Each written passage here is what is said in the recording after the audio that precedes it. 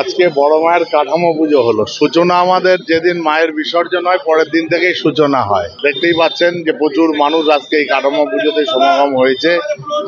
তবে ভিড় অন্যান্য বারের তুলনায় এবছর আরো বড় আকারেই হবে, যার জন্য আজকে আমাদের বারাকপুরের পুলিশ কমিশনারের যিনি কমিশনার মুরলীধর শর্মা মহাশয়, তিনি আজকে এসছেন। আজকে এই এত মানুষের ভিড় কিভাবে সামাল দেওয়া যায় সেই নিয়েই আলোচনা আমাদের মধ্যে আজকে একটু হবে। আজকে প্রথাগতভাবে প্রতি বছরের ন্যায় এবছরে আমাদের লক্ষ্মী পুজোর দিন বড় মার কাঠামো পুজো চলছে এবং আমাদের ইচ্ছা এবং আমরা বড় মার কাছে কামনা করি যেভাবে শারদ উৎসব কেটেছে সেইভাবে যেন ঐতিহ্যমণ্ডিত নৈহাটির কালী পুজো, নৈহাটির ঐতিহ্যমণ্ডিত কালী পুজো, সেই কালী পুজো আমাদের আশা এবং প্রত্যাশা।